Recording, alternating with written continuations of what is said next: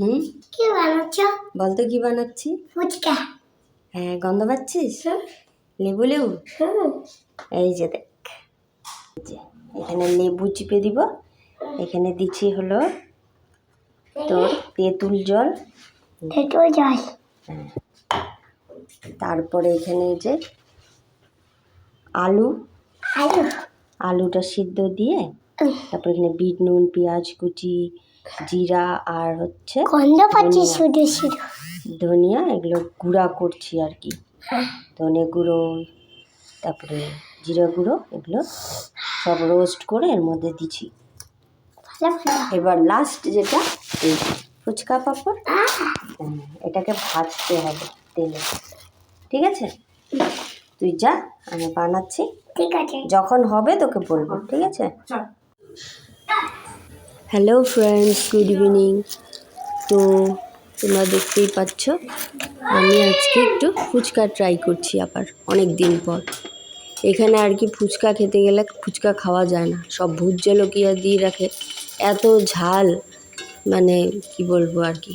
প্রথমে বলি যে 10 টাকার দাও, ব্যাস, তারপরে আর যে আরেকটু খাবো সেটা আর পারা যায় না, একদম মানে কখন জল খাবো মনে হয়, ঝালে মানে খাওয়াই যায় না। ওই জন্য আমি ডিসাইড করছি যে আমি বাইরে আর খাবোই না ফুচকা, তার মধ্যে বাড়িতে বানানো হাইজেনিক। তো আমি বাড়িতেই ট্রাই করছি, বানাচ্ছি, দেখি এইভাবে এই ফুচকা পাঁপড় দিয়ে কেমন লাগে। আবার অন্যদিন আমি বানাবো ওরা যেভাবে বানায় আটা সুজি দিয়ে, ওইভাবে একদিন বানাবো। আজকে আর ওই করতে ইচ্ছা করছে না, তাই রেডিমেড এই ফুচকা পাঁপড় দিয়েই ফুচকা বানাচ্ছি আর কি। তো তোমরা সঙ্গে থাকো, কেমন হয়েছে বলো, কমেন্টে জানাও। এগুলো করতে সুবিধা আর কি, দিয়ে দিলেই সুন্দর করে তেলে ছেড়ে দিলে আর কি ফুলে ওঠে। কিন্তু যেটা ওই বানানো সুজি আটা দিয়ে ময়দা দিয়ে, ওটা একটু টাফ হয়, মানে অনেক সময় অনেকগুলো ফোলে না, মোটামুটি কয়েকটা মানে এমনি নষ্ট হয়ে যায়, পাপড়ি টাইপের হয়। তো এই যে ফুচকা ভাজা হয়ে গেল। এখন আমি আলুগুলো এইভাবে ছোট ছোট কেটে সিদ্ধ দিয়েছিলাম, কারণ এখনকার আলুগুলো ভালো করে সেদ্ধ হয় না, আর সেদ্ধ হলেও পরে ঠান্ডা হলে শক্ত হয়ে যায়। তো এইভাবে কেটে দিয়েছি জন্য একদম নরম তুলতুলে হয়েছে, বক্স বক্স করে কেটে সিদ্ধ দিয়েছিলাম। তো এই আমার সব রেডি, ফুচকা আলু মাখা হয়ে যাচ্ছে। এবার আমি ফুচকাগুলো তৈরি করে নেব। ফুচকাগুলো তৈরি করে নিয়ে আমরা এটাকে সার্ভ করব।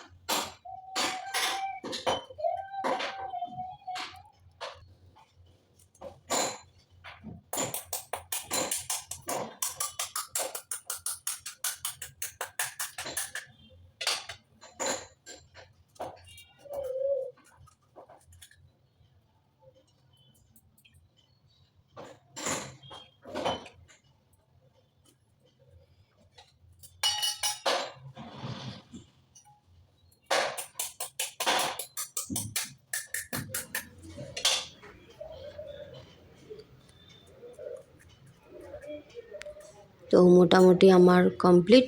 তোমাদের কেমন লাগলো আমার এই ফুচকা বানানোর পদ্ধতিটা জানিও।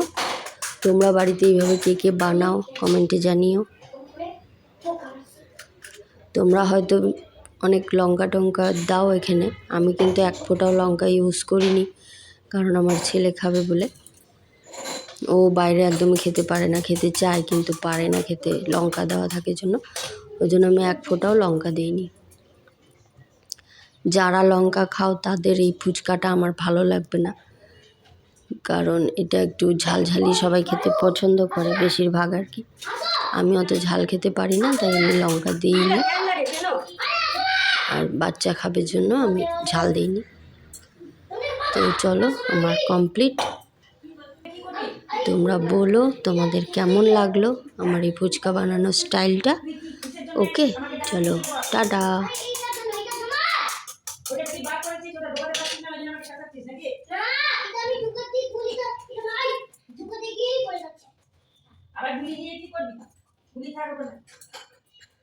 বাবুয়া,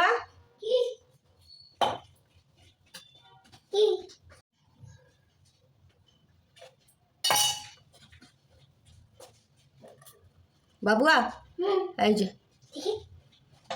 এগুলো তোর, হ্যাঁ, আর এই কটা আমার। চল এবার খাবি তো? এই যে নে তো, আমি একটা খাওয়া দিই। মুখটা একটু নিচের দিকে কর।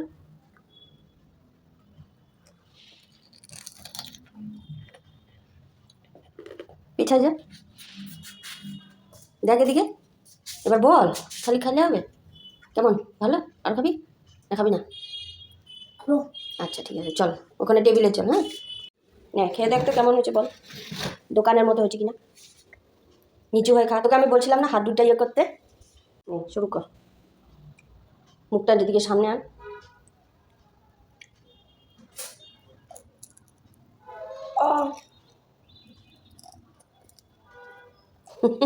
খাও।